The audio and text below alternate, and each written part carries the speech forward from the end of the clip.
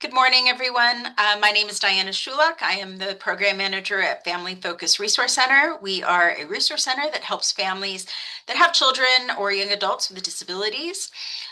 We are located on campus at Cal State University Northridge, but we also have offices in the North LA County Regional Center offices. So that includes Chatsworth, Santa Clarita, and Antelope Valley. We are lucky enough to partner with a lot of great organizations, and today we're partnering with Kristin. It's California Includes, but based out of the Sacramento County Office of Sacramento Education. County Office of Education. Excellent. I didn't remember which part came first. So today I'm going to introduce Stephanie Coleman and Kristin Wright, who are going to be presenting our workshop today. They will be going through the slides, which you will receive at the end of the presentation, or actually sometime this week with the links to the YouTube channel. We will please ask you to hold your questions until the end. If you do feel like putting your question in the chat so you don't forget it, you are welcome to do so, and then we will go through the questions in the chat. We are having this also interpreted in Spanish. If you would like to switch to the Spanish channel, you can just choose, go to the little interpretation world button on the bottom of your dashboard and pick which language that you would like to listen to. So I'm going to go ahead and turn it over to these wonderful ladies who are going to do our presentation today. Hi, Stephanie. Hi, Kristin. Thank you so much for being here. Thank you for having us. I'm going to get our slides up and showing, and now I feel like they've disappeared on me. Are they showing on your side? You see my Not beautiful yet. screen? It just has a black screen. Of course it does. All right, hang on just a second. 'Cause we opened them. That was I the know. No, fun they were part. perfectly there before. All right, give me just a second. I will get our slides up and going. I apologize, everybody. No problem. This is what happens when you plan extra and that, Mm-hmm. okay, so let me go back to getting all of you here. There we go. I should be able to get us up and going now. Here we go. And There you go. Perfect. let me just get us into full screen so it's there for everyone. All right. So welcome everyone. We're super excited to be here to give you kind of an overview of the California, we call it the alternative pathway to a high school diploma for students with extensive support needs. I'm Stephanie Coleman, and I'm a coordinator as we were introduced at Sacramento County Office of Education. And Kristin, you want to introduce yourself? Good afternoon. It's afternoon, yes. I'm Kristin Wright. I'm Executive Director of Inclusive Practices and Prevention and Intervention here at the Sacramento County Office of Education. I'm also the parent of Shelby, who's now 26, who has been a public education student and went through the system. She has extensive support needs. And so we bring a myriad of lenses to you today, as does Stephanie. And so we're happy to be here. All right, so we would love to just get a feel for how everybody's doing today. And so you can do this in the chat. You can just put one of these numbers. How are you today? If you put 1, you've never been better. 2, you're doing pretty good. 3, everything is fine. 4, things could be better. 5, I need a do-over. And 6, worst day ever. Hopefully we don't have too many 6s.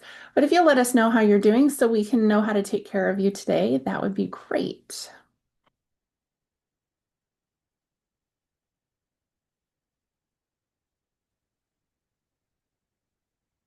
All right. Looking like everything's either, pretty good or okay for people.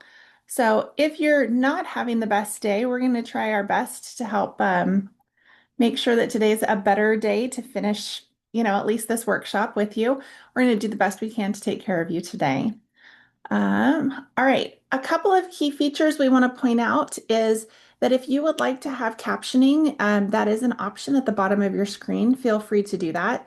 We have designed this presentation to support and be as accessible as possible for all participants. So these are just some of the components that we talk about in our accessibility journey that are embedded as part of today's presentation. We are also going to be sharing with you the resource, a resource document. So you'll get a copy of the slide deck. But in addition to that, we will have emailed to you this resource guide, and each of the documents on it are clickable links that you can expand and be able to take a look at a myriad of different resources that can be helpful. Whether you're talking to school sites or you're just wanting to better understand things, this resource document gets you access. It's kind of like a pathway or a doorway into the resources that we have on the alternative pathway. So we'll make sure that that's included in your email that you get this week as well. In that toolkit are a number of resources, and the ones we really want to point out to you are we have a quick guide to understanding the alt pathway. So we're going to go into a little more depth today, but this is a general overview guide. I'm hoping you can see my little mouse wiggling. Can you see my mouse wiggling, Kristin? Yes, perfect. Okay. Additionally, we have a new resource that has been created with a number of statewide partners on what are the graduation requirements for students with disabilities. And it just kind of gives a comparison of students that are eligible for the standardized assessment versus those who are eligible for the alternative assessments. And so this is a great document to help understand what that looks like for students. And then finally, we have this extra document, which is a Padlet. It has more resources, but they're aimed more on the education side. And so if that's not your role, it's probably not going to be a super helpful document, but these are some of the things that are available on that resource document that I shared with you before. All right. So we would love to know, Kristin, do you want to do this one? Sorry, I'm totally talking over you. You go right ahead. Okay, we'd love to know who's in the room. It helps us to be able to guide the way that we talk about things. So if you don't mind sharing, what is your role? Many of you, we know our parents. If there's, if that is your role, great. Please let us know that. If you're also an advocate or you work in the school system, or whatever your role might be, it's helpful for us to know who we're talking to. So if you could put that in the chat for us, that would be amazing.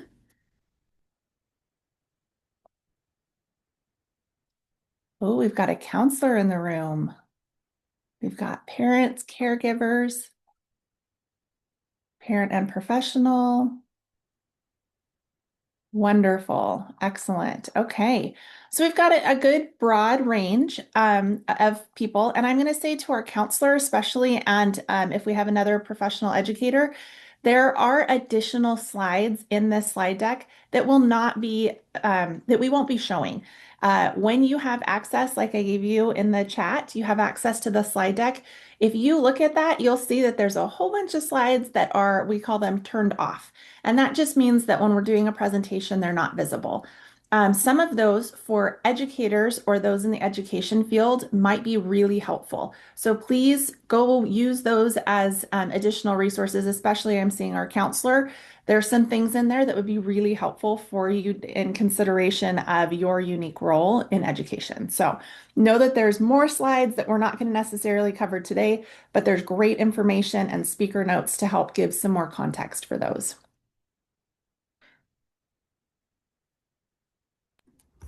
Okay, so today you've probably seen some design like this about where we were a number of years ago and where we're theoretically headed, and that is to have communities and schools that are places of belonging, that we're going beyond just being there and included to creating spaces and places where everyone feels honored for their many different identities.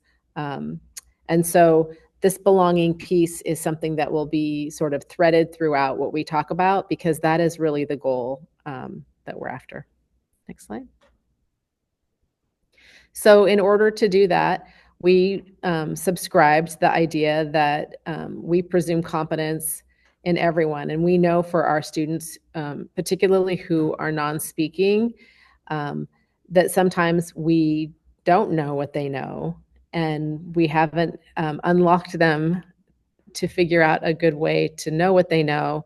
And so we're going to presume that they are able to understand and give them access to everything that they are entitled to and that they deserve, which is access to their grade level standards and their community of peers with and without disabilities, and a self-determined life where they can make the kind of choices that everyone gets to make about where they live and work and who their friends are and how they want to spend their time. Next slide. So we always want to center the voices of people with disabilities, that we're not speaking for them, but we're speaking with them or with their permission. And this particular quote, I think, resonates in terms of just thinking about presumed competence. And that Gordy says, imagine spending every day from age 5 to 21 looking at clocks, coins, and colors. Are you bored enough to riot? Are you defeated enough to unravel your shorts and eat them? I've been there and it sucks. If I could change one thing about education before I die, it would be the idea that non-speaking people can't handle real academics. Do better. And we know, and I'm sure many of you know, students who people thought that they didn't know things or weren't learning things, and they were unlocked with either a spelling board or an assistive technology device, or just started communicating much later as they developed. And so we'll move on to the next slide and we'll hear from a student directly. And this is Otto Lama, and he is an individual who uses assistive technology, augmentative communication, and he does spelling, and we are just going to watch this because it speaks for itself. Hello viewers, welcome to Where the Magic Happens. I'm Otto Lana, the winner of the graphic novella category for my acrostic Scrabble. You gotta hold it though. Start over. Hello viewers, welcome to Where the Magic Happens. I'm Otto Lana, the winner of the graphic novella category for my acrostic Scrabble poem, Freedom is Not a Game. This is my voiceover actor and brother, Addison. We are decade-delayed twins. Just look at this photo when he was my age. See the resemblance? I communicate in several ways, either through someone reading the words I have written in silence, or listening to Addison read my words to others, like right now, or my iPad and the voice through a computer-generated Australian man. My Australian man voice will read the description of my poem, and Addison will read the actual acrostic poem.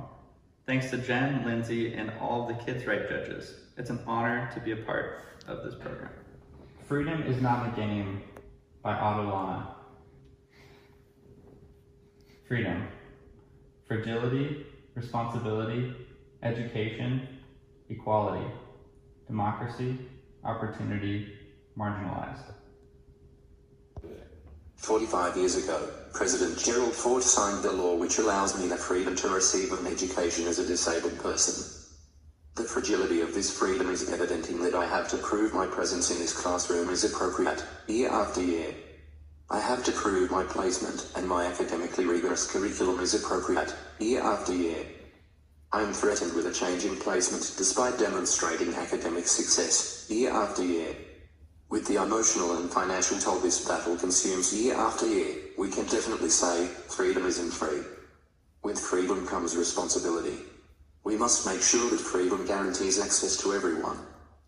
Democracy allows our freedom to vote and to exercise our opinions which shape our legislature and the laws that govern us. As we discover marginalized populations who are denied equal access and opportunities, we can right these wrongs with our collective voices to our elected officials. This acrostic poem on a Scrabble board is to evoke a sense of irony, because freedom is not a game. It is serious business.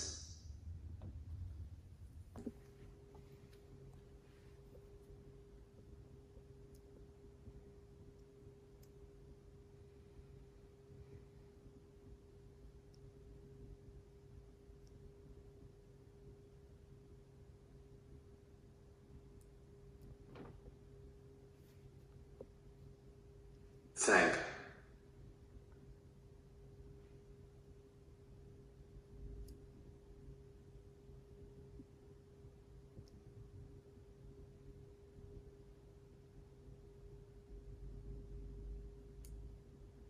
you. Thank you.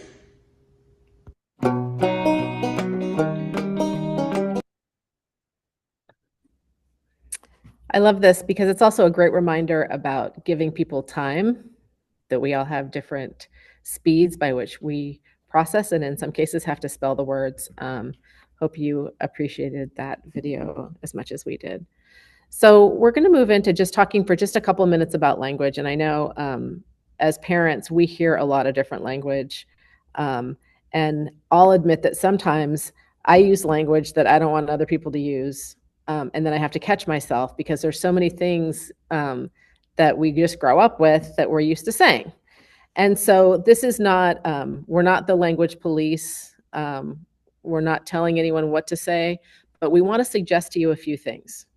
Because what we've realized in our work is that when we use language, in some ways, we're almost promoting ableism. And that's really the act or prejudice of discrimination against people with disabilities or a devaluation of disability. And we see that in our system because we see a lot of practices and a lot of names of things that by definition potentially disadvantage people with disabilities, and also could lead to lowered expectations and marginalization. So they show up a number of ways. One way we see it a lot, and I don't know if this resonates for you, is that we're always trying to prove that our students with disabilities can be in the general education classroom, that somehow they have to perform at a certain level or not have certain behaviors. Or we've heard many other myths too about if they could do X, then they can be in the general ed classroom, but if they can't, then they have to be in a separate setting. And we just know that that's actually not true, and that we do a disservice when we talk like that. So if you go to the next slide,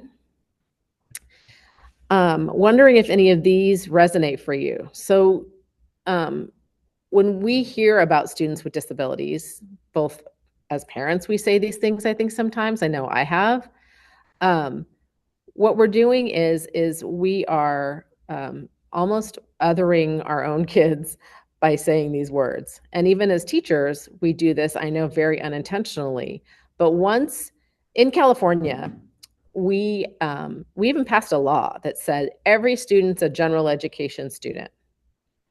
But we still use these terms like special education student, that then is sort of confusing to folks. So if you're a special education student, but you're a general education student, why are we calling you a special education student? And I think one of the things we have to think about is, why are we saying those words when we're talking about our students? And asking ourselves if they're necessary, right? So I know as a mom, sometimes I will preface my daughter with disabilities X. And then I ask myself, why am I saying that? Is that relevant to the conversation we're having? It might be if I'm talking to another mom that has a daughter with disabilities and we're trying to have commonality. But if I'm just talking, I don't say any of those kinds of precursor words about my other kids to describe them in any way.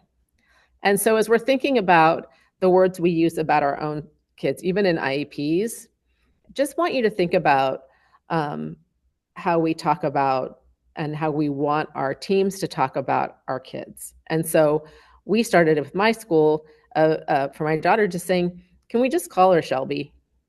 Like, we don't have to use any of these other words right now because we're talking about her as an individual. And what we also see, and I know you've seen this too, is that there are classrooms that are called these things. And when classrooms are called these things, then students are actually wearing the label of the classroom.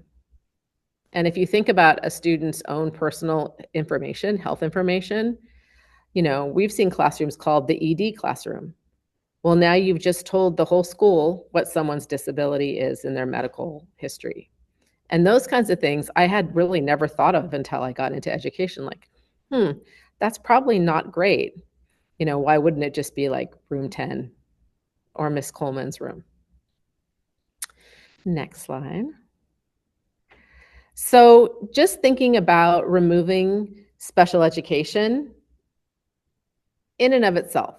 So we ask ourselves, why do we call it special education? Well, part of it's because it's called that in IDEA, but we also use it a lot more than that. We call teachers education specialists in California, special education teachers, but technically they're education specialists.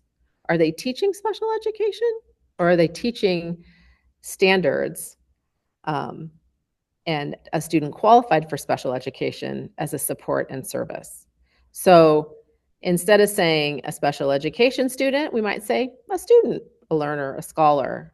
Or if it's my daughter, I'd say my daughter or my scholar with disabilities. And again, these are just things to think about, because what we also know is that not everyone prefers people first language, right? So some people are very identity first. And if that person prefers that, or that family prefers that because that person prefers that, then that's perfectly fine too. But I'll just say what I do personally is I don't assume anything until I'm talking with that person and it's relevant to the conversation. The other thing to point out, I'm not sure if some places have not moved on from this term, but we have a lot of classrooms called mod severe classrooms, and some people refer to kids as mod severe students. That actually has been updated in our teacher credentialing to be called extensive support needs. And so anything that was mod severe in the past are now students with extensive support needs, not students who are mod severe. And the same is true of the class when we're referring to the environments. We are seeing districts change to extensive support needs, but again, would say, is that really important to call it that, or can we just call it room 10 or Miss Coleman's class? Next slide. So thinking about those words and any terms related to disability, is there a word you currently use that you might consider shifting? I'll tell you what mine was that I've really worked on, and that was calling myself a special needs mom. How about you? What's something that you might consider shifting? Or does this even resonate for you? And it's totally okay to not. This is just a personal reflection. Don't feel like you need to tell any of us. Yeah, you don't have to, you definitely don't have to write anything. But just a minute for a little bit food for thought. And I'll tell you why we're offering these ideas. It's because as we are going out to present to lots of districts and schools and parent groups and lots of folks across the state, what we're finding is that the words we use continue to make it hard for people to see that students that we call mod severe or things that that might state that they're not capable, we see people having a hard time thinking they should get a diploma.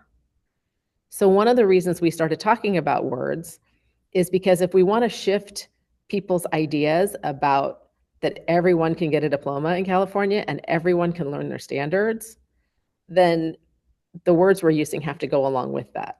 The words that make people believe that a student is a student, a learner is a learner, and that we're all capable.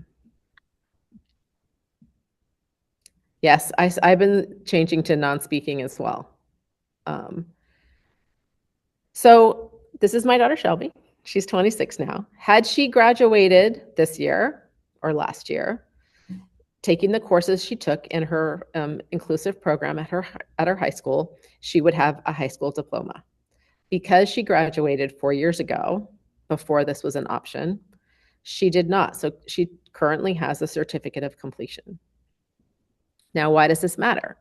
Well, it matters for one reason it matters is because when people earn and receive a high school diploma, people think of them as capable, right? And we also heard from our partners at the Department of Rehabilitation and others who are working with our students with intellectual and developmental disabilities that are trying to get jobs, say that there were barriers to getting jobs in companies that had a high school diploma requirement as a basic requirement just to get in the door. So one of the partnerships we had in creating this as a state was with the Department of Rehab, who said, we need our students with disabilities to have diplomas because we don't want anything to be a barrier for them. And so this whole idea is really about equity for students with disabilities and for our students, particularly with extensive support needs that have, according to federal law, the most significant cognitive disabilities. And we'll describe who that is exactly in a minute, but just that's what we're thinking about. Next slide. So a work group got together from some legislation in California that said, what should California do? What are the things that all these experts and parents and other people got together? What do you want? And they said, we want access to a diploma for every student. And we need to find a way to get there. And so out of those recommendations came some legislation that now is enacted into law that says, basically, the one group of students who did not have access to a diploma, those are our students with extensive support needs who were, you may have heard people say they're on a certificate track. Those are the students we're talking about that are now eligible for a diploma. There is no one in California that is not eligible. Whether or not they meet their requirements, we'll talk about that today. So what was the catalyst for that? It was really a few years ago when the Fed recognized that there were a small number of students who needed to be measured against alternate achievement standards. These are our students who take our California alternate assessment, and every state has to have one. California chose to define our students who would be on this eligible for this pathway as our students who take our alternate assessments. So these alternate achievement standards mean that they do this group of students, while they will have access to their grade level standards, do not have to have the rigor to the full extent to show proficiency in those standards. And so as we're looking at the requirements and the provisions under the Every Student Succeeds Act, and that's the federal act that allows states to create their own pathway for this group of students. So California said, okay, this is what we're going to do as a state, and then they put it into law that you'll see in just a minute. And the requirements of the Fed were, it has to be standards-based at grade level, so it can't be like first grade math every year for 12 years. It needs to be in your grade level. It needs to be aligned with the state requirements for the regular high school diploma, which are the basic state minimum requirements, which Stephanie will go over in a few minutes. And it has to be obtained in the same period for which we ensure FAPE as a state. So essentially, students still have until they're 22 to earn enough credits to get this diploma on the alt pathway. It's a regular diploma. Now, if they finish the diploma sooner, like say they finish it in 5 years, all the credits, they still can have access to their services until they turn 22. And that is something that's provided in federal law that state law also follows. Next slide. So this is the education code. The first one, 51225.31, it didn't show our little cross out there, Steph. We'll have to fix that slide. So Which one? So this one that says students with exceptional needs who entered the 9th grade. You are correct. I will update it. Thank you. So the first 51225.31 says it's for students who entered the 9th grade in the 22-23 school year. 0.32 changed that last year and said it's any student who was in high school in the 22-23 school year are eligible to get this diploma. Or to get a diploma, not this diploma. This is a regular diploma. And they attend a district, county office of ed, charter school, or state special school. They can graduate through this pathway. And the criteria, so who is eligible for this pathway? If your student has been determined to be eligible to take the California alternate assessment. And the California alternate assessment has specific criteria, and your IEP team decides using some state guidance. And this is for our students with significant cognitive disabilities And really, it's the only way the state was able to sort of capture this group of students, because we don't define them in any other way. So it doesn't mean you have to take the alt assessment. If you opted your child out, that's okay. They are still eligible if they were eligible to take the alternate assessments, okay? And the student's required to take standards aligned coursework to meet the minimum state course requirements. So this allows, again, the student, so like say a student like Shelby is in a general education classroom for English or history or any subject, she would be learning the standards from that classroom and interacting with the standards, but she would not be held to the same full requirements as a student that did not have significant cognitive disabilities. And we'll go over what that looks like in a minute, but just want to put that out there. Next slide. Oh, sorry. There we go. And so do you want to take this one, Steph? Sure. So the high school requirements for the state of California may be different than school districts. School districts have the option and schools have the option of adding additional requirements, but the state says these are the courses that must be taken by every student in the state of California in order to earn a high school diploma. And so you see those as that middle column. And what we want to point out here, because I'm going to go into this in a little bit more depth in a few more slides, but what we wanted to point out is that this isn't a new, having a pathway is not a new idea. There have been pathways for students in student groups that have been given an exemption from district requirements for a long time.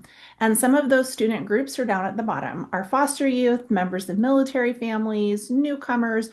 There's a large number of different student groups that already had the same exemption to allow students to earn a high school on a pathway that only requires state requirements. So we just, for your school counselors that are learning about this, this is the same thing. So they should be really familiar with the idea of pathways for students that have those exemption statuses. And so we're going to get more into those requirements in a few minutes, but we just wanted to tap into that and show this is an addition to pathways that already exist. All right, is this me? This is me. Okay, so as we're thinking about this, Kristin and I have presented on the alt pathway for the last 2 years to all different groups. We have presented to service providers, we have presented to families and school district employees, we've presented to teachers. And the thing about it is, everybody has a role. And we need to be working collaboratively in order to ensure that all students have access to this. In order to do that, there are some questions that we may want to consider as we move into making plans for students to have access to a diploma. And so what I'm going to say is we're going to show you one slide, and there are 4 more slides that are hidden that would be helpful if you want to share this with your schools to have them have, because they're questions that are specific to different roles. Actually, I think there's 3 other slides because we do have 2 here. The first one is, what questions should an IEP team be having?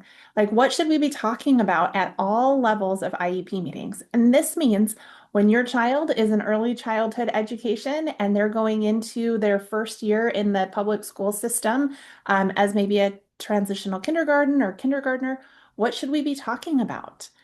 As they're an elementary school student who's going into middle school, what should we be talking about? As they're transitioning and preparing to potentially graduate high school, hopefully we're getting a diploma and be moving on, what are the questions that we need to be considering at every IEP meeting?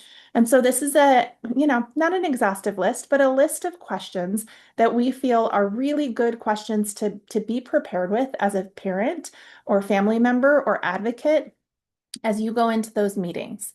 Things like, does the student have access to grade level standards aligned curriculum and instruction?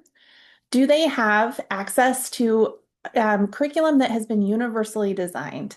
So maybe they don't need a ton of exhaustive accommodations and modifications in everything because the class has already been designed to meet the needs of most students.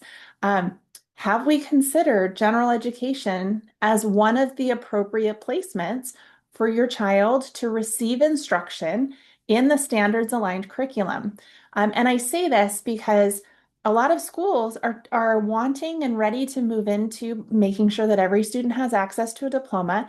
And they're trying to figure out, well, how are we going to teach those state expectations that I showed you on that slide before? And they're like, that's so many things to have in a separate setting and have that teacher teach all those classes. It's a lot. And we always want to say and consider high school graduation requirements are being taught on every campus in every high school in California. But where are they being taught? And how is that maybe us needing to consider, can a student have meaningful access there? What supports and services would they need instead of coming up with separate settings in different ways? And so we should be considering that and having that as a conversation. And then the next thing is, does everybody know about the alternate pathway to a high school diploma? Does everybody even know about it? Do the parents know about it? Do the counselors and the teachers and the case managers and the administrators, does everybody know what it is and what the requirements are? And we're going to just put a little plug that we hope that if you are the one person in your IEP meeting that knows about this, that you'll share with them the resources you're getting today to help other people be able to better understand and implement a diploma pathway for every child. All right. This is for some of our agencies. I'm not going to go into all these questions, but these are just some additional questions. If you are a parent advocate or you help support, we're grateful to be invited to be here. And so we know that we have some other additional participants who are here from agencies that support families.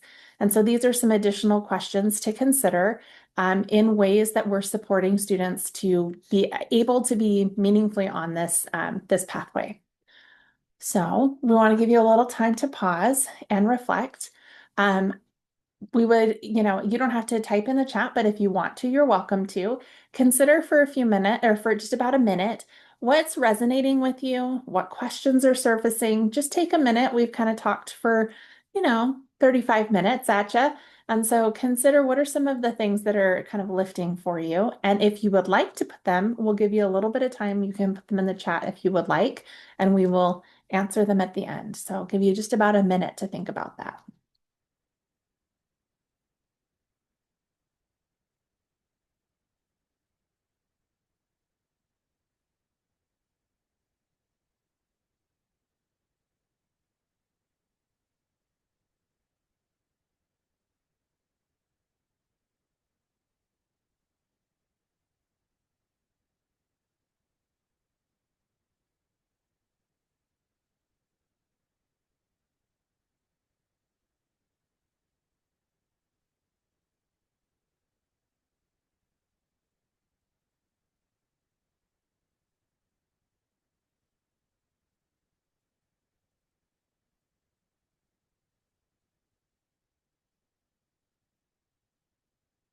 Feel free to write your questions down in the chat if you'd like us to answer them at the end. If not, go ahead and just ponder on those things.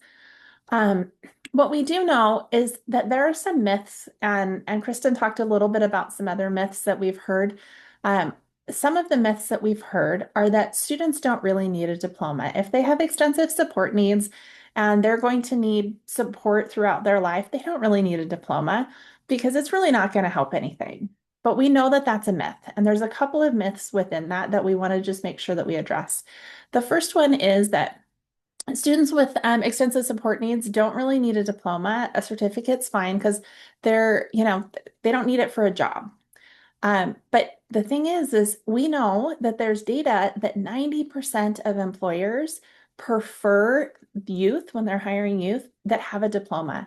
And of all people who are putting out applications and saying we have job postings, 66% or 2/3 of employers have a requirement on their job application that an applicant has a diploma, which means if you don't have a diploma, you don't even get past the initial first step to being able to get a job. And we know many, many people have the qualifications to do jobs really well, but this is a major barrier for them to even get through that first screening phase to get to the point where they can prove that they are more than competent in being able to do a job. Now, the second myth that we hear is that students with extensive support needs don't need diplomas because they're only ever going to find work as volunteers and in supported employment situations that don't require a diploma. And that may be true for some students that, or some people, they won't be students at that point, right? Some may need supported employment and volunteer opportunities, and that may be what they do. But we also know that everyone has a right to be able to grow and gain in skills and shouldn't have lifelong barriers as a result of not earning a diploma at a time where people, it's that presumption of competence, didn't necessarily have a belief that they were competent in being able to learn and grow and develop. And so we don't want the limitations put on when there is absolutely a pathway for students to earn a diploma and not have that be a barrier.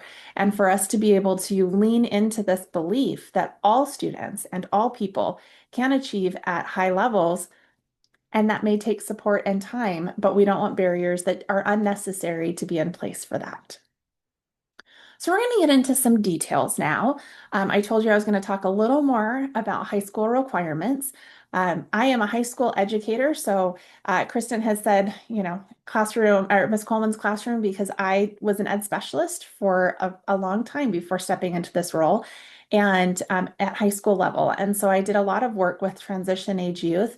And I'm so thrilled that we have this pathway because it makes my heart feel lighter knowing that now this is available when for many years, as I worked with students, it was not an option.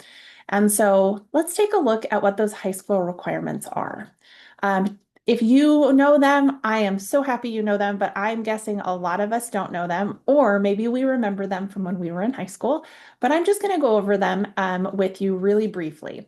The first thing to know is that on the left-hand side of this box are the courses, like the course areas. And then in each of the columns, there are different, these are examples. So the first one is state requirements, and those are what the state requirements are. This middle section represents what some districts could choose to adopt, and we refer to these often as A to G courses. Those are courses that are required in order to be eligible to attend a CSU or a UC directly after high school. And then finally, we're going to look at the requirements for an alt pathway. But let's go through the requirements so you have a sort of a grounding in what does this mean for a student. If this is all new information and now you're excited, but you're a little apprehensive because you didn't know that a diploma was an option for your child, and now you're like, this is great, but what are the requirements? Let me ease your mind and help you understand what they are. 3 years of English. And that's like a 9th grade, 10th grade, or an 11th grade and 11th grade English course. It doesn't have to be those particular courses, but they need 3 years of English. So if they were attending a high school, they could potentially do 10th, 11th, and 12th grade English, but it's 3 years of English, 2 years of mathematics, and then one of the courses has to meet the state's algebra requirement. So some districts are still offering algebra, geometry, and that progression of math. Many districts have adopted integrated math. And so integrated math 1 is where the algebra requirement currently sits. And so if you either or, it has to meet the algebra requirements. Although in the state of California, there still is a waiver process where the districts can apply to exempt a student from the algebra requirement. So they would still take the course, but if they weren't able to show proficiency, there's still a waiver process for that. And then you see science, 2 years of science. One is a physical science and one is a life science. So physical science is often called physical science. Life science is often called biology. And so one of each of those courses Then we have 3 years of social science, and that includes world history, US history, government, and econ. And the state is in the process of adding an ethnic studies requirement. It's kind of a little gray area at the moment, but if that becomes a state requirement, it will also be required as part of this pathway. And then students need to take one course in either a visual performing arts. Those are things like band, choir, drama, visual performance, right? Arts. Or it could also be drawing and painting, ceramics, any of those arts, world language, any of the world languages would apply. And a career technical assistance course, or not and, but or a career technical education course, which could be things like we had culinary at the high school I taught at. We also had engineering. We had a construction course. All of those would be considered career technical education. And they only need one of either of any of those courses, 1 year of that. Oftentimes we see a lot more students getting even more than just one. And then PE, 2 years.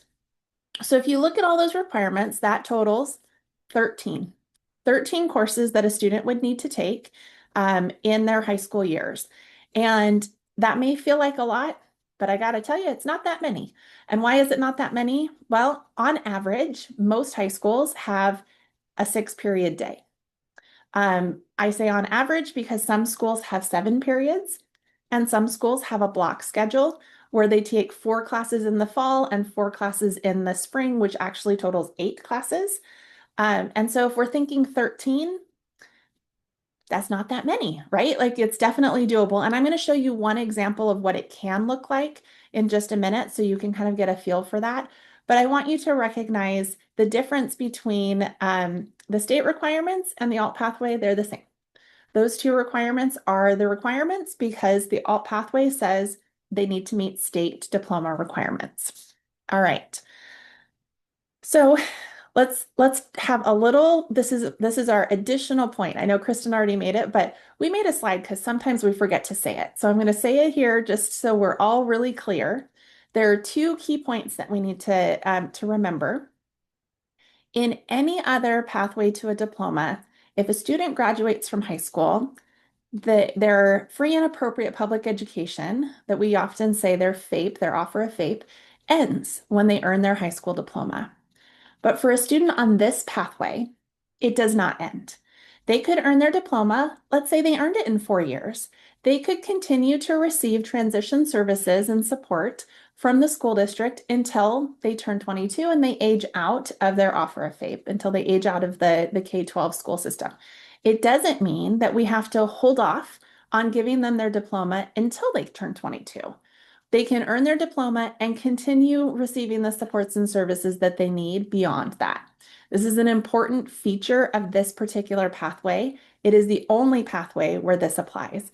Any other student who earns a diploma any other way, when they earn that diploma, that's the end of their K-12 experience. They can go on and do lots of things, go to inclusive college opportunities, take part in lots of other services, but their K-12 experience would end, but not in this pathway. And then the other piece is the diploma requirements. It's just that big key feature. If your school district or your LEA stands for local education agency, the school your child goes to, if they added on a lot of additional requirements for a diploma, your child is not required to meet them if they're eligible for the alt pathway. So those are the 2 kind of key features about this. This is a document. Please don't try and read it. It's really small. It's really just to tell you that you can, in the slides, click on this and it will take you to the full document. That just is kind of a question and answer for various ways towards a diploma and different eligibility factors for different students. So if you're not sure about what the different ways are, you're not sure how your child would be impacted by different diploma pathways, this particular document can be helpful in answering some of those questions. So I'm going to actually put it in the chat right now. Let me do that really quickly.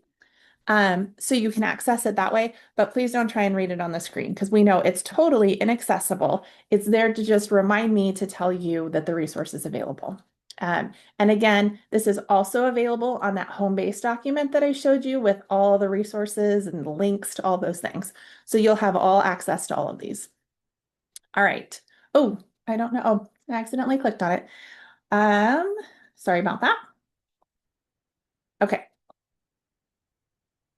So what about the certificate of completion? Kristin, is the certificate of completion still available for everybody?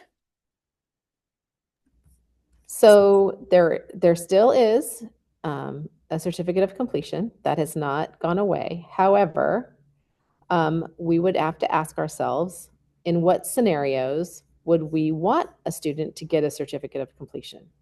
And I know if you're talking to Stephanie and I, we would tell you, why wouldn't you try to go for getting a high school diploma if you had that option to be on the alternate pathway? But if for whatever reason a student is unable to meet all the requirements for high school graduation or a diploma, the certificate is still there. What I think we would like to hit home, though, is no one should be on a certificate track, because what are you on a track to? To not having any requirements met? I think the point is that it's a default to honor the time that a student has spent in high school. But I think the ideal, and where the state's after here, is that every student can get a high school diploma. It's very possible and very doable. And so we don't want to settle for, we don't want to, if you hear from someone that says, well, you don't want them to be on a diploma track because then they'll lose all their services for transition, what you would say is, my student, if this is true, my student is on the alternate pathway. And they are allowed to both get their diploma using the alt pathway and still get their transition services. So, and you may need to bring this PowerPoint with you, and you may need to show the slides that show, what the law says, because this is a huge shift for this population in California. We've, like Stephanie said, we've been presenting everywhere. People are like, everyone's getting a diploma? Yes, because we're giving everyone access to their grade level standards under law. So, in other words, what you're saying, to recap, is every student is on a track for a diploma because that's the track we want to be on, right? Every child from the time they enter school at any level is on a diploma track. And only if circumstances exist at the very end and they were unable to meet those requirements, then we would honor them with a certificate of completion. But we don't have a certificate track because that's not the track we're aiming. But what if I want my child to not have to be only in academic courses? Like, how will they work on their functional skills and their other IEP goals? Well, I'm going to show you exactly how they can do that in just a second. Great question, Kristin. So that's a great question because I think people think, oh my gosh, all these academics, my child's never had this much academic time. Well, we're going to show you exactly how doable it is and also how it honors the belief that your student, we're presuming competence, your student can achieve at high levels. They may need support and it may take time, but because we believe that, because we believe that they have a right to learn what we call standards, right? If it's a standard, it means it's for everyone, that we're going to ensure they have access to learn those things. So they can learn them because we believe they can. So let's look at the nuts and bolts. Okay.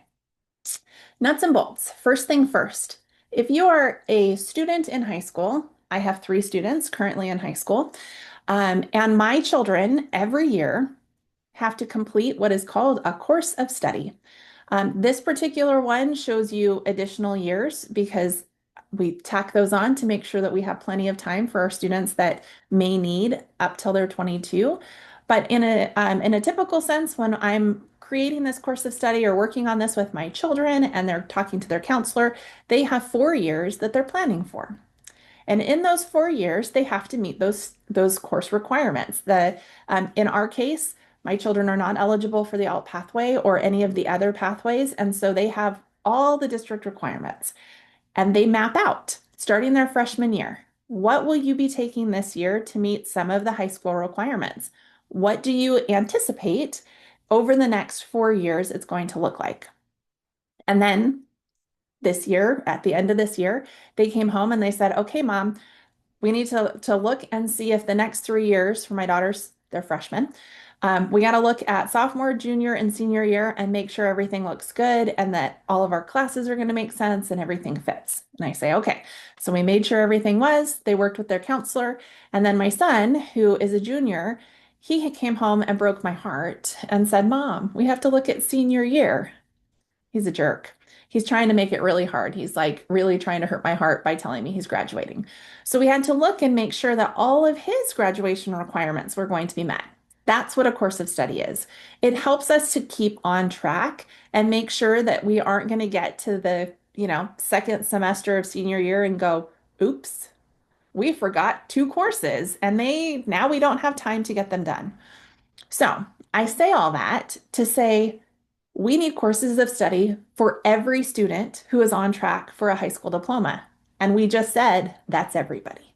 Every student is on track for a high school diploma. And so every student, including students that are eligible for this pathway, need to have a course of study. Now, for school counselors, they're used to doing this. It's something that has to happen every year for every student. So now we're just ensuring that every student really means every student. And so I'm going to give you an example. And please know that this is just an example. It's to show you and I'm only going to give it 4 years to meet these requirements to show you just how much room there is for all of the other things that your whole child in all of their wholeness need to be able to be successful. So taking a look here, you'll see this blue section is all of the requirements, those state requirements that we talked about. And then in ninth grade, anything that's white are state requirements. Anything that is yellow are additional areas that we might need to be working on because we're whole humans. Now, I want you to look for a minute and realize just how this doesn't make sense. Remember, I said I have freshmen, right? I have 2 freshman girls, and their freshman year looked just like that. All required classes and no breathing room. We don't need to do that. We really don't need to do that. We have a lot of flexibility and we could adjust and balance out. So maybe there's more yellow in this freshman year to create some balance and support for the areas that your student needs transition support. Maybe they need more time in to have some academic supports as well. All of that is definitely possible because I want you to see how much yellow is in their junior and senior year. We can do a little balancing and make that work. But just look at how much room there is. There's about 50% of their time just in 4 years that could be used to support them in their transition, their life skills, their independence, the community-based instruction. All of that can still happen while still meeting all those white graduation requirements. It's definitely doable. I will point out that we have 3 versions of this particular, of examples. They're just variations of types of settings that a student could be in. So here we have, this would look like a general education course with modifications. This might be a separate setting or a co-taught setting for mathematics. Here we just have an example of co-teaching. There are some hidden slides that you can look at that also provide different variations. We wanted it to be helpful for school sites to envision what this could look like based on how they currently offer services and supports and how they could imagine the future offering service and supports. So each of them have a little sticky note that sort of describes the type of courses, and there's more available, but I just wanted to kind of put a little footnote in there to explain the resource that is hidden but is available for you. Okay, we already talked about that, so I'm going to go to this one, Kristin.